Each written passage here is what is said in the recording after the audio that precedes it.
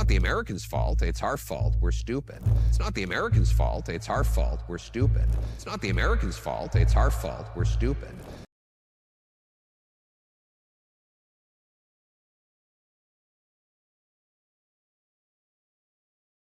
And look, from a mercantilist point of view, you can say that America has been ripped off by China and Mexico, and you can see examples of a factory closing in Ohio or Pennsylvania to open in Mexico or in China, but that's not the nature of the Canadian trade surplus.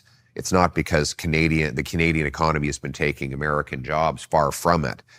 The nature of our trade surplus with America is that, yes, it is a ripoff. Canada is ripping itself off. And let me explain. Our entire trade surplus and more is due to oil and gas, because we export about $120 billion of oil and gas to the United States at enormous discounts to market price, because we have been so stupid and our bureaucrats have been so obstructive and woke activists have been so fanatical that we have not been able to develop the infrastructure to refine and transport our own energy to world markets. So we we're sell stuck with the U.S. We so sell, to speak. depending on the time, we sell a barrel of oil to the Americans for 10 to 30 or 40% cheaper than the world price. There's a price called Western Canada Select. It's significantly lower than WTI. We send it, up until recently, at least 99% of our oil exports to America. They then get to upgrade it and resell it at enormous profits, with their welders and pipe fitters, engineers making the six-figure salaries that go along with that. Welcome to the Canadian Citizens Journal. I'm your host, Alias Tagai, and have we got a saucy show for you today. The wheels just came off Carney's entire platform. Yes, he got busted. And I don't mean just busted, like a typical lie that he's been doing over and over and over again that the media's been covering up. This time, the truth came out about the phone call he had with Donald Trump. Yeah. And guess what? He's not the strong guy for the job after all. We're going to dive into this. Then we're going to expose how CTV is trying to cover for him, which isn't surprising, but I just love showing it so my viewing audience has the laughability that I do every time I catch these guys lying straight out. We're going to dabble on a few other things. Pierre Poilievre throwing it out there and exposing Carney that, yes, if you're in the auto sector and you vote Liberal, say goodbye to your cars. I've warned about this in previous episodes. I urge you, especially if you're a new subscriber, go through them. I'm right. Again. And a few other little things, including how some NDP weirdo wacko ran over Kevin Vuong's wife with a pedal bike. Crazy show. Let's dive in. This is just too good. Let's just roll with it, because it is hilarious. Minister, we'll start with the media delegation. I want you to pay attention to the girl on the left, blonde hair. Watch her slowly get nervous and swallow, and the Adam's apple getting more and more constant as the stress level rises. And pay particular attention to the guy 2 rows back. He's in the middle there. Looks East Indian. Watch his face as reality slaps him and he realizes, uh-oh, I think I'm with the wrong party. This starts off in French. I'm going to just play a little wee bit so you can watch the stress, and I'm going to slowly speed through it until we get to the English part. 15 minutes, Laurence. Oui, bonjour, Monsieur Carney, Laurence Martin de Radio-Canada. Monsieur Carney, pourquoi vous avez dit que Monsieur Trump a respecté la souveraineté du Canada durant votre appel alors qu'il a évoqué le 51e État? Everything's good. Avec tout le monde sur nos relations économiques Everything's still et good. dans le A teneur little bit de of a vue swallow there. Ooh, au président Trump. that's a tense question. Mais qu'est-ce que vous lui avez répondu à Monsieur? To be clear, as I've said to anyone who's raised this issue in private or in public, including the president, that it will never happen. And the president and I, when we spoke, we agreed that Canada and the United States, as sovereign nations, would begin negotiations on our economic and security relationship following the federal election. And I think the president's comments yesterday and before that just underscore how important the choice that Canadians have on Monday. Who can stand up to President Trump? Who can build Canada strong? Who has the experience in order to do that? That's the crucial choice that Canadians need to make. Next question. Good morning, Mr. Carney. Ashley Burke, CBC News. On March 28th, didn't President Trump bring up the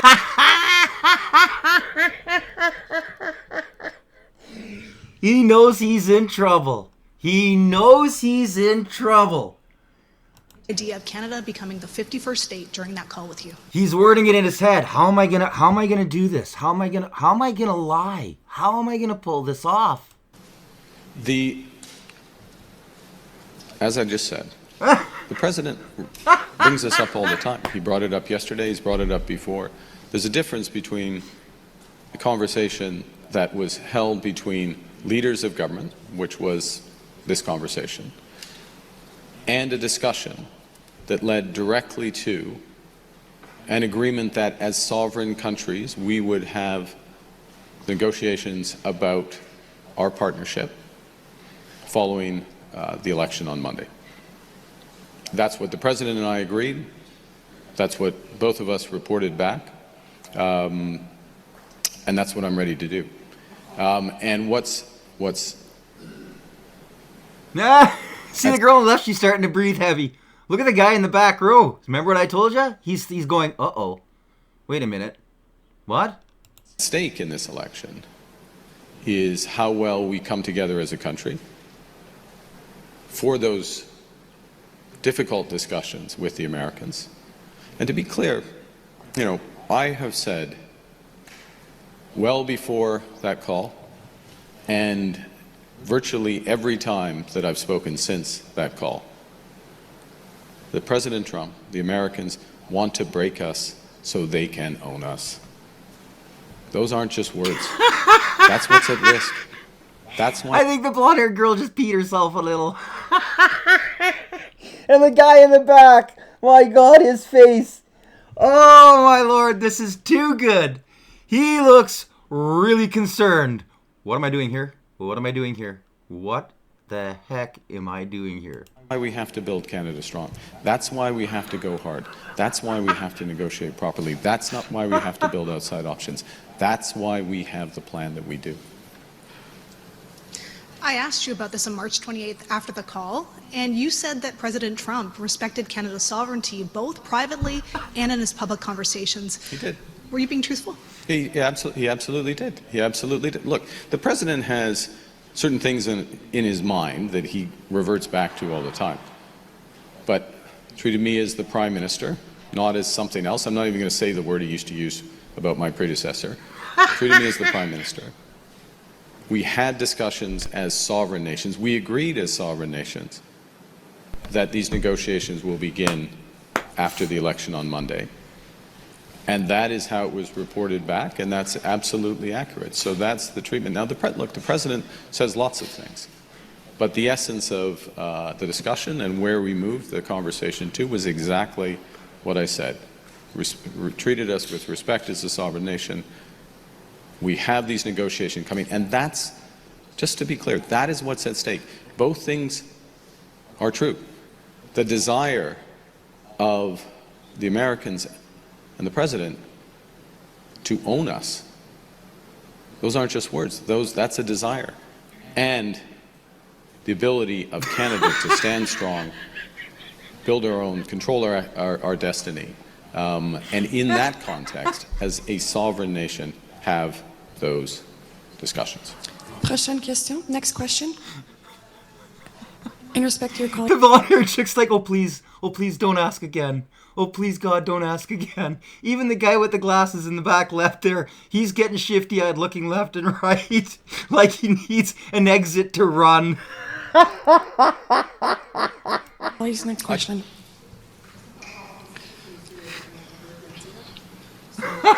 C'est presque la même question, en effet. Mais c'est déjà fait. C'est déjà traduit, je crois. Next question. Monsieur. Hi, Mr. Carney, Mackenzie Gray with Global Yeah. News. I think you've ducked Ashley and Laurence's question, so I just give you one opportunity again. Yes or no, did Mr. Trump bring up the 51st state in his call with you? I said that he did. There you I go. said that he did. Boom! It came out. Cat is out of the bag.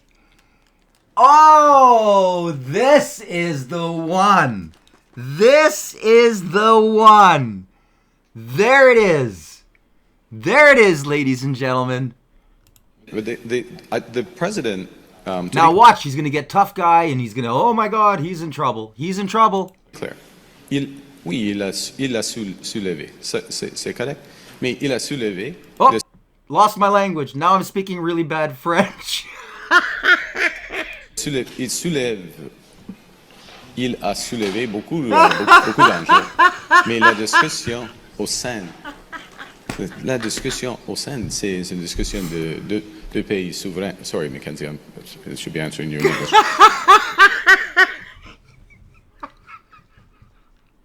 Oh my God.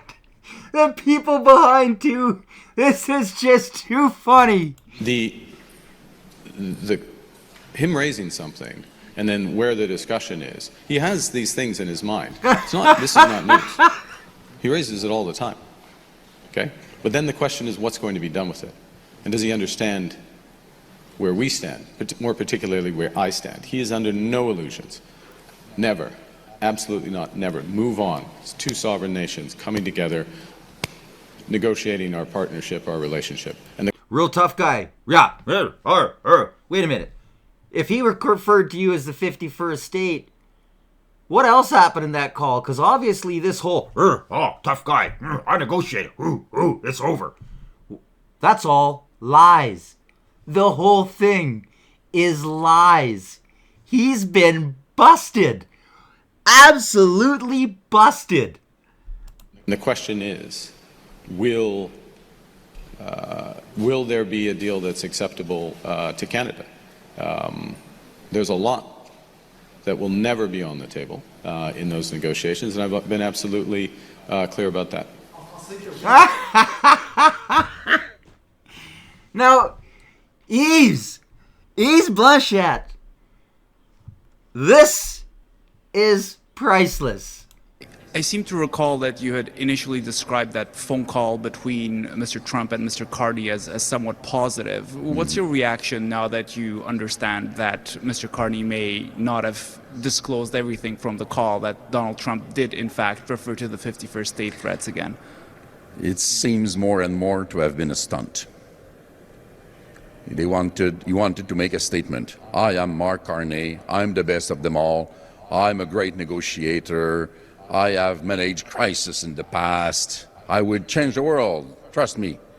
And it appears that it never happened.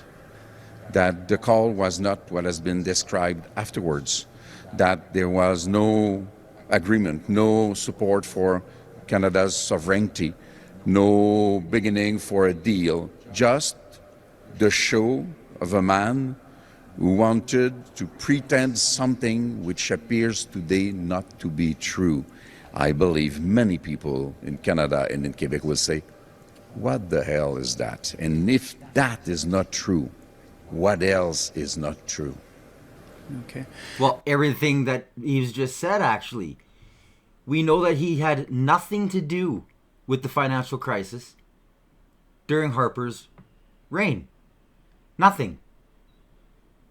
Britain has come out exposing that not only did he blow by huge amounts of money and was involved in scandal after scandal, including the heat pump scandal, which he brought to Canada and completely duplicated under this Liberal government, but that he also tried everything to stop Brexit from happening. And when he realized it was out of his control and they were going to leave the EU, he purposely sabotaged that country's money in order to try and force them to get back with the EU. This man is beyond evil. He is beyond compromised. It's all coming out now. A little late considering early voting's already happened, but hey, we still got the main vote coming. Make sure you get out there and vote. Make sure you like, share, and subscribe so everybody can see this. Why? Because you have mainstream media covering for him. This is 7 hours after the presser that you just saw. Is coming as once again President Trump has chosen to inject himself into this political campaign. It has been a big issue throughout the last couple of weeks. It has dominated the issue, Canadian sovereignty, Trump insulting Canadians by talking about us joining the U.S., Trump attacking Canada, our car industry, steel, aluminum, a trade war. And once again, the president today suggesting that Canada should join the U.S. He doesn't need Canadian cars, and on it goes. Let's bring in CTV News political commentator Scott Reed as we enter the final stretch. 4 days to go here, my friend, in this race. Your take on exactly what this is going to mean now. Once again, President Trump talking about Canadian sovereignty. Well, if we go according to Hoyle... Now, sorry, I'm a professional when it comes to propaganda. They already know the question asked. Both of these two are aware of what's going on. Now, if you listen really carefully, how did he start off? With the Trump threat again. Take notes. Propaganda. These people are professionals. Why wouldn't you start off with what just happened? Because they're propaganda working for the Liberal government. Every time Trump reinserts himself into our election, it underscores the issue of economic management, it underscores the issue of leadership, and it underscores the issue of experience and temperament. And all of those things break in favor of Mark Carney. See? Break in favor of Mark Carney. Those issue sets are possessed, according to pollsters. Basically, throughout the campaign, they tell us that Mark Carney owns those issue sets. So this is probably to the advantage of the governing Liberals. Goodness knows if it has any advantage whatsoever for the country as a whole, given that, Trump's decided to place this back up on his bulletin board. I thought it was notable, Todd, and I don't know if you agree, but I thought it was notable how measured Mark Carney was in his comments back. He did not leap on this like it was some kind of late day election gift. He didn't look like he was trying to exploit it. If anything, he was almost apolitical in his reaction. He was very measured, and I thought that was interesting. And it just makes me wonder, and coupled with yesterday him talking about the necessity of whoever becomes prime minister after the election sitting down as soon as possible with Donald Trump, makes me wonder if he's already thinking ahead about how to manage the Oval Office. What? Oh. Forget everything that happened in the past about Mark Carney now, people. Forget about it all. He hasn't been using this phone call as a wedge point. Oh, no. Oh, no, no, no. We're going to prove that wrong right away. Now, this is how you know that these two choreographed this conversation. Here's the follow-up. I want to get your read, too, because at this event that we're showing, in Coquitlam anyway, earlier today, Mark Carney was asked about recent reports in the French wing of the CBC, Radio-Canada, that apparently his call with Trump last month did not... Apparently. It's all about the words, people. This is professional propaganda. go as well as he seemed to suggest it went.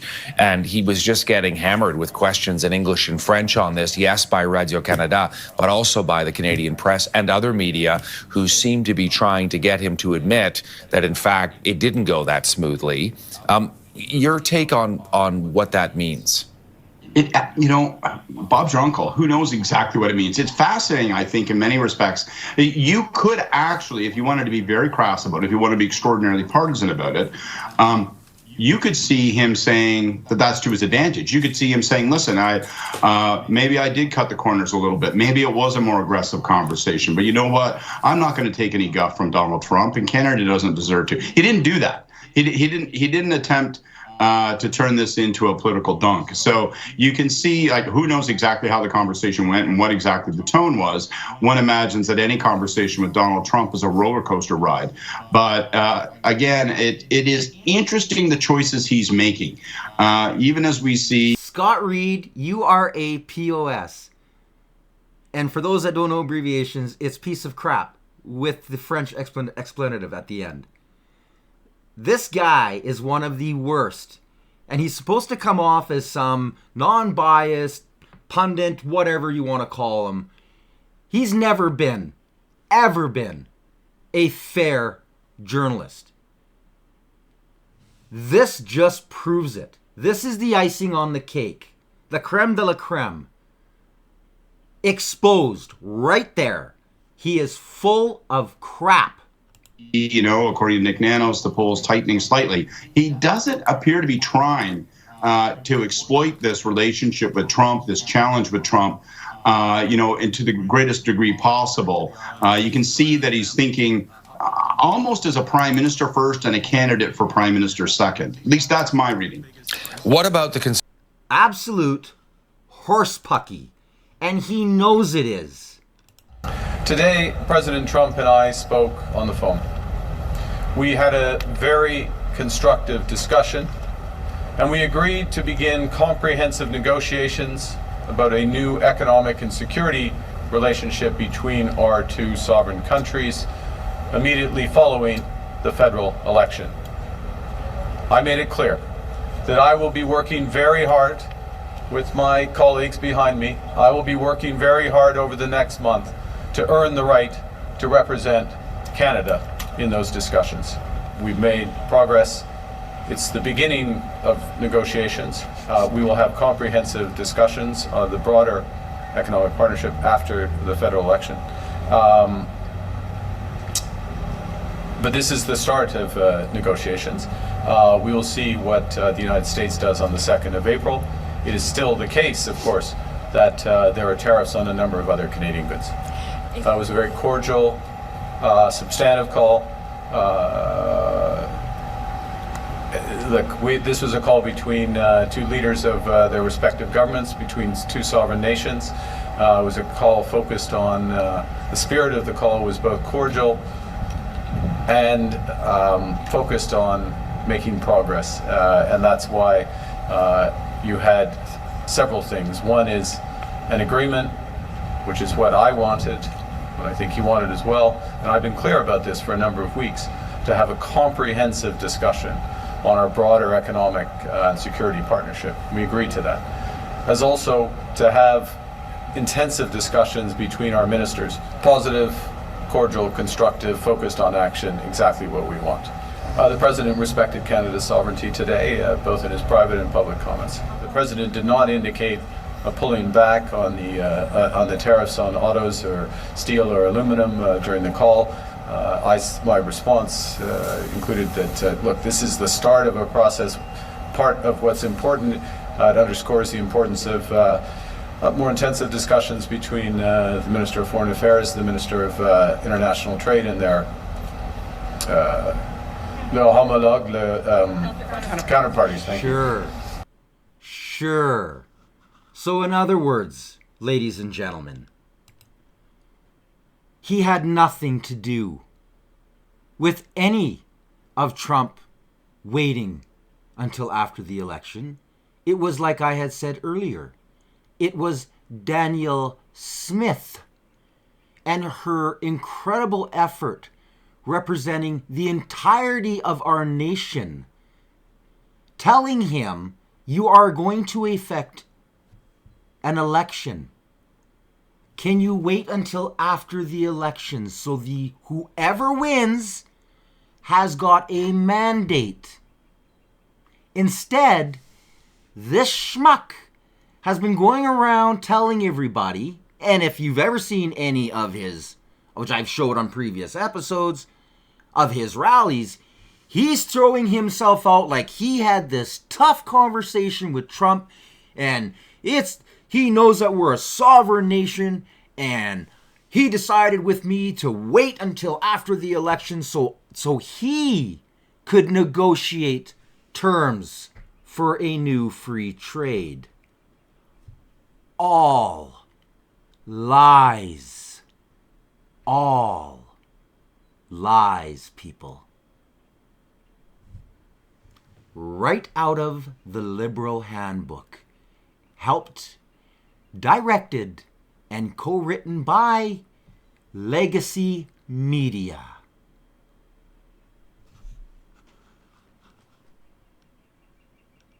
And then you have to deal with this crap. Poilievre is getting the spear, and he has been for 10 years.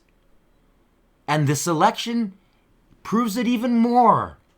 Everything they say about him is negative. Everything they say about the Liberals is positive. They haven't brought a single original minister out to talk.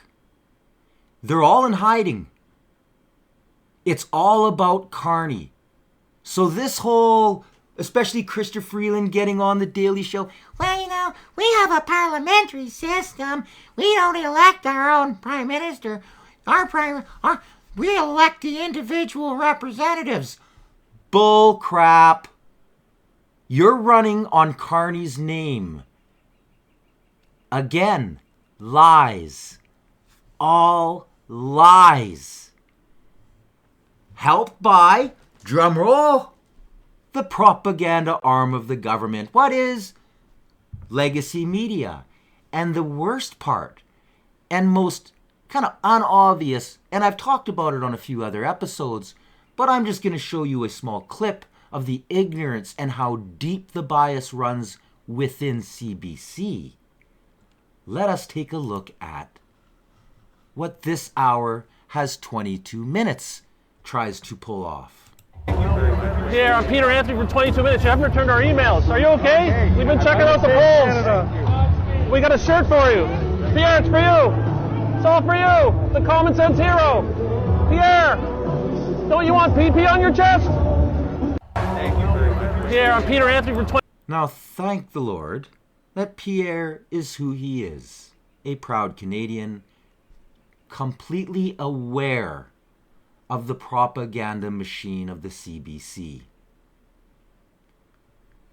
There are more trash pieces done on the Conservatives with that complete farce of a supposedly comedy outlet. Humor is a great way to push propaganda. It's an emotion. It's a deep emotion. Same with fear and hate. It feeds emotions, which imprints the person. This hour has 22 minutes is trash television. I cannot wait to see CBC defunded. And I've said before, I want the radio to stay. Like Poilievre, I am off-grid large portions of my year. And then when I'm not off-grid, I'm incredibly rural. The radio plays a huge part when you're living in the bush. There should be zero news. Because you can't trust them if they're being paid by the government. And they've proven this for generations. And then another scandal comes out. You just cannot. Endless. And the question is, do you think the propaganda arm is going to report on this? Nope. What steps did he take? Lawyer query Carney's role at company beset by sexism allegations. A year and a half before he became leader of the troubled and deeply unpopular Liberal Party, Mark Carney took on another daunting job.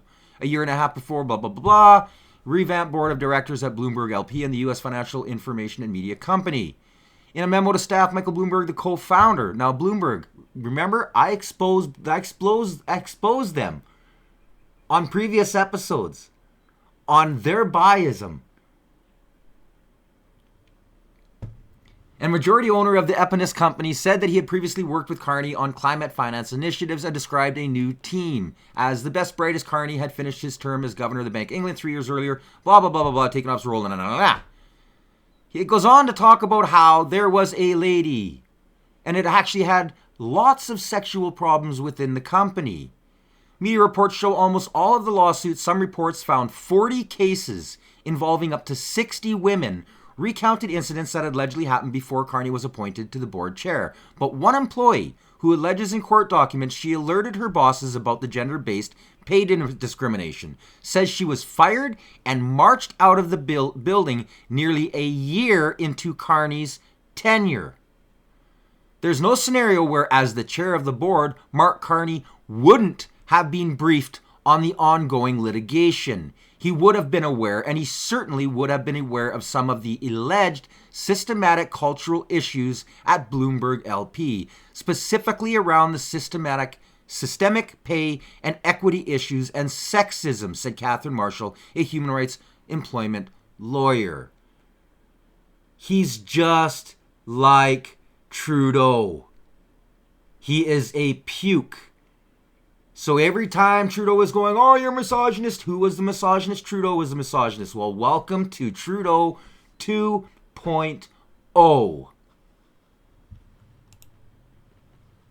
And then a liberal accidentally says the quiet part out loud. I don't think she was aware she was being filmed.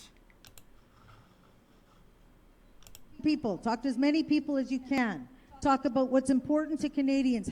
Listen to what's important to Canadians. Well, you can't do that if we're squishing the media. Oh, we've got to open our arms and enable that to happen. But what I will say is we need the CBC. We need the CBC. When your sovereignty of your country is at stake and you're fighting a war, an economic war, you need your country to have its own media.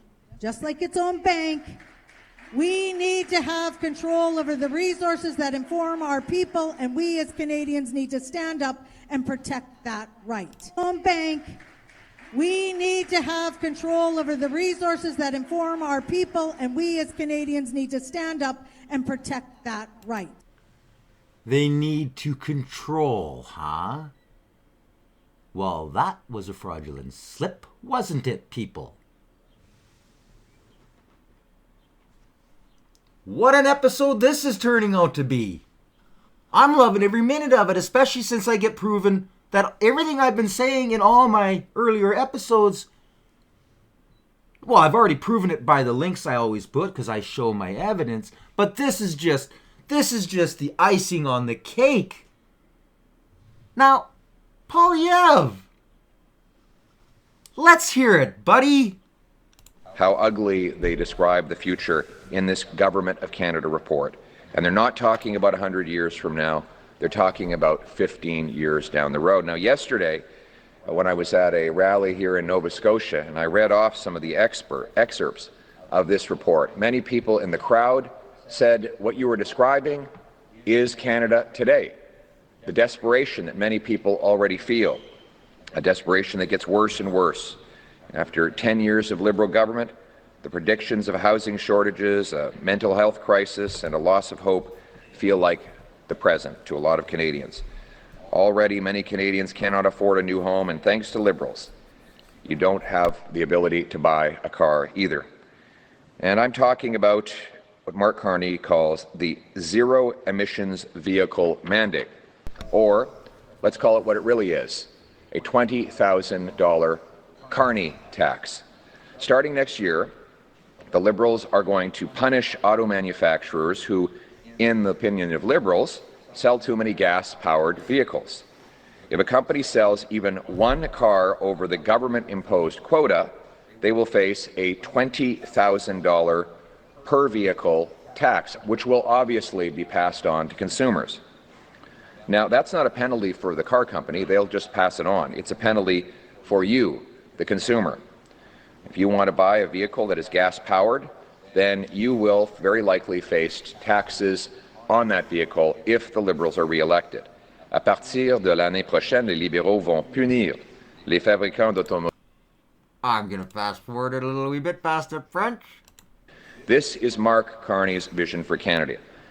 A country where you don't get to choose what kind of car you drive. Nope. Where prices on everything skyrocket to fund his radical ideology. Yep. Where Canadian workers in places like Oshawa and Windsor face losing their jobs just to justify the ideological fantasies of out-of-touch bankers and liberal ideologues, people who spend too much of their adult life outside of Canada, disconnected from the reality of Canadian life. Now, make no mistake, this is an attack on your paycheck. Now, did he watch one of my episodes? Did one of my great fans out there share it enough that it actually reached him? This is what I was warning the auto industry about. This is why I need you to like, share, and subscribe and get the word out. Get the auto sector, get them informed. Once they get wind of this, they're going to actually see. Holy crap. Holy crap. In my previous episode, I expose it. It'll be robots, people. It will not be auto workers. You are voting yourself out of your jobs and into the climate czar religion, which is gonna destroy our country. And look where we are today. Again, the dystopia. We're already living it. And it's a direct hit to the auto workers. Independent economist Dr. Ross McKittrick estimates that this liberal ban on gas-powered vehicles and the attacks that it applies on the remaining vehicles that are allowed to be sold will kill 38,000 Canadian auto sector jobs and cost our economy $138 billion. Ta-da! That's billion with a B. And who benefits from all this? Foreign automakers. Tesla will benefit. Mark Carney wants you to pay a $20,000 tax on a gas-powered vehicle to pay credits to Tesla, a foreign automaker, sending our money and our jobs abroad once again.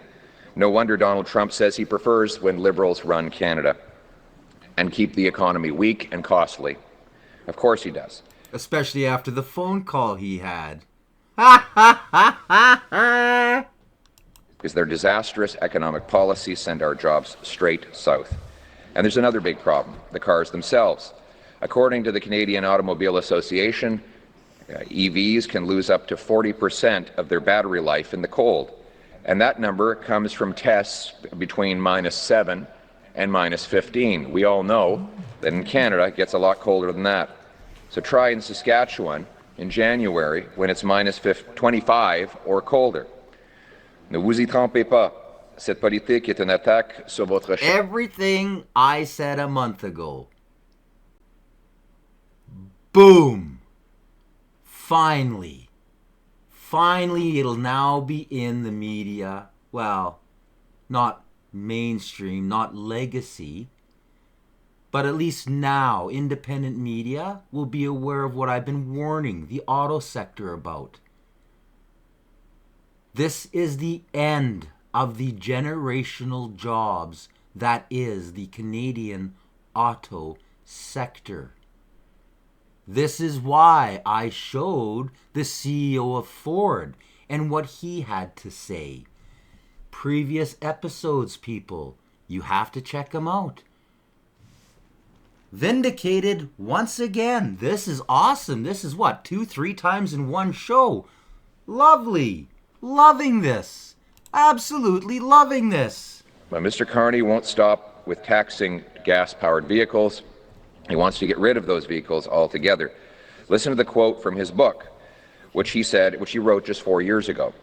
Carney wrote that we need to, quote, use the regulatory policy to frame the future direction of our economy, such as explicit timetables to phase out internal combustion engines. These measures are critical, he says, and that's exactly what he plans to do.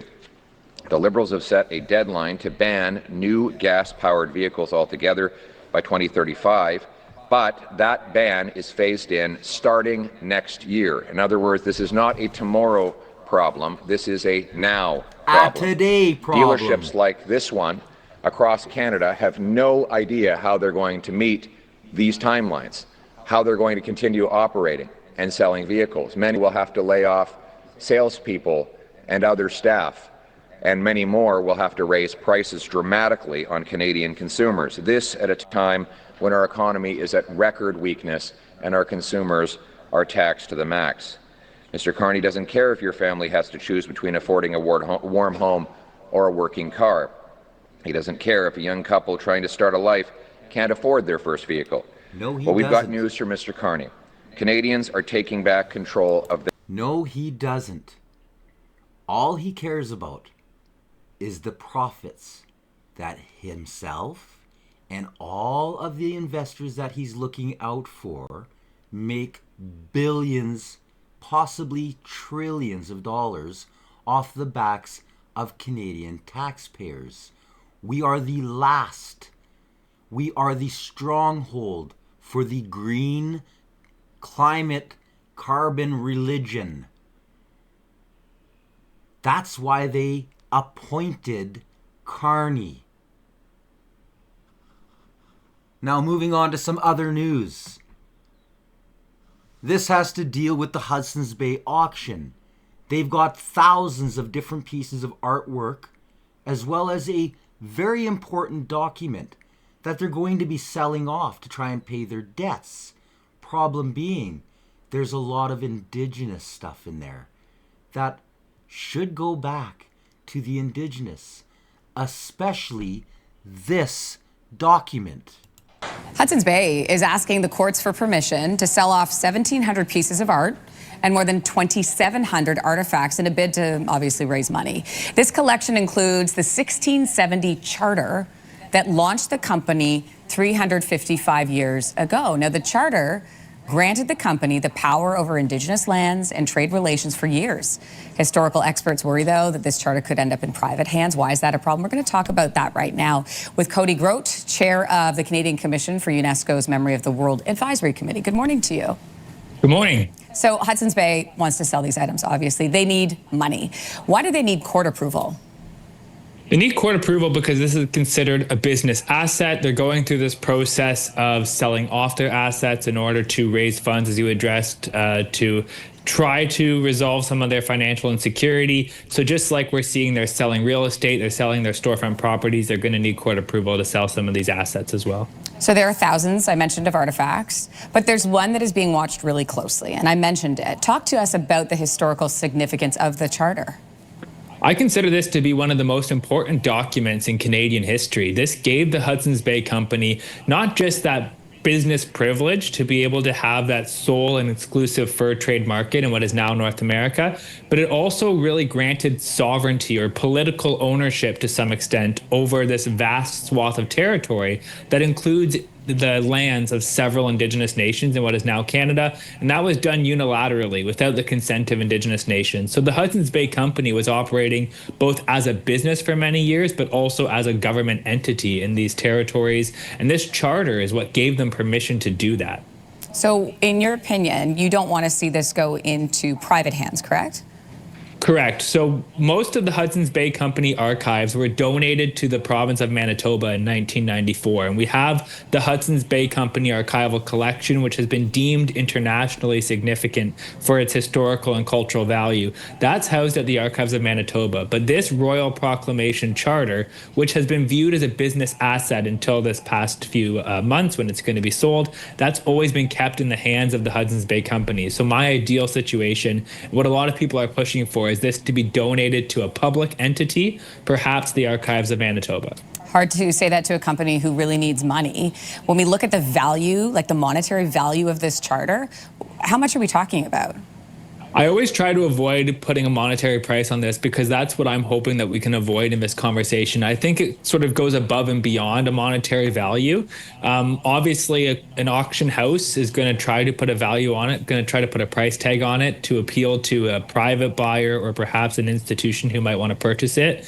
And I'm hoping that through these legal processes, we might be able to exclude this charter from the collection that's being sold at auction and have that donated to an entity before it hits the auction block. Well, Cody Grote, we appreciate your thoughts on this morning. Thanks so much. Yeah. I sure hope the government or somebody steps in and goes through that entire collection and gives the property of the Indigenous back to them. And this document either in Winnipeg or maybe just shared amongst museums across Canada. This is a very, very important document. This is the birth of North America, has to deal with the beginnings of Canada. Very valuable to our history. No billionaire has the right to own this just amazing piece of history. That's my opinion. Let me know how you feel in the comments. Now, there was a shooting at the Pearson airport. Shortly before 7 a.m. this morning, Peel Police received a call from a member of the public to assist in resolving a dispute at Terminal 1 departures level, right at the curbside.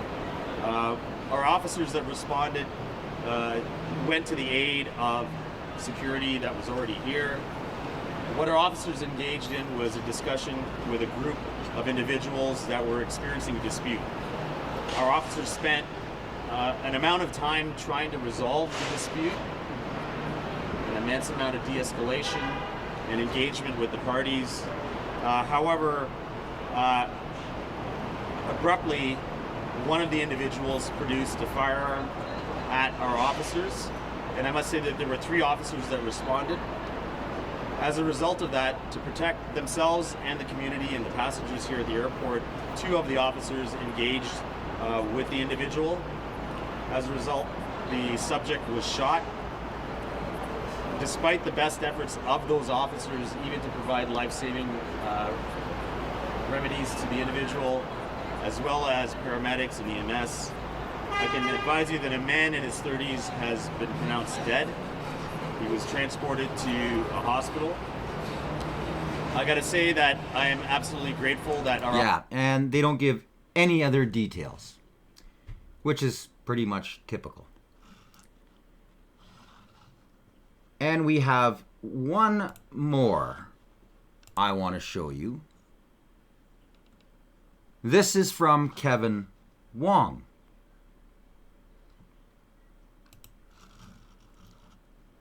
It's alarming to learn that he's not only with the NDP, he's their riding president. Is this what the people of Toronto can expect from the NDP when they dare to speak out or disagree?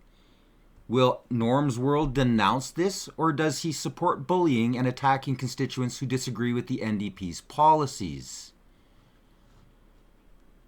Watch. Sexual predators! People!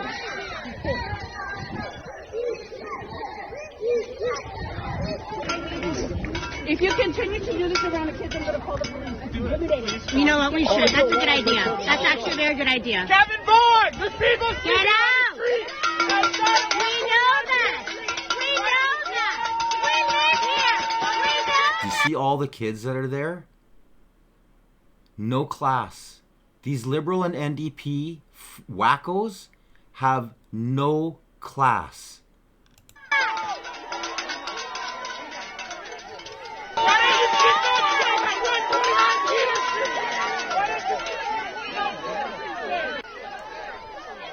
Couple kids go toppling there.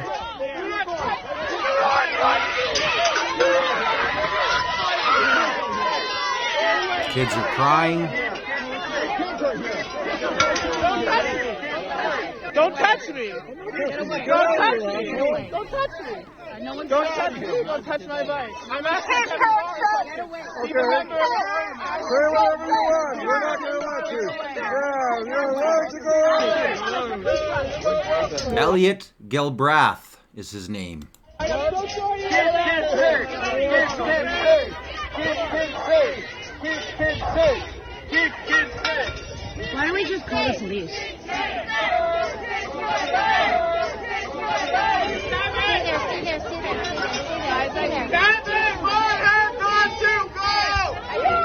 Why don't you leave? Why don't you get out of here? I got held at knife point. Get out of here. Go ahead.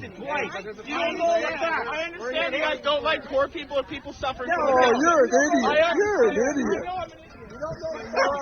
You have no idea.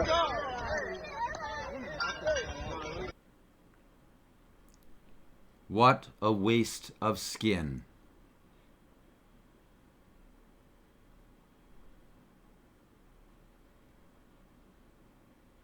There it is. He's the president. Wackos. These people have got serious mental problems. There's no other excuse for that type of display. I mean, he even hit a couple kids with the bike. Excuse me. Be yelling and screaming, causing kids to cry. You are not a man. In fact, a woman. You're nothing. You have no humanity in you at all. No decency, no morals. What a crazy, I mean, absolutely crazy day in Canada.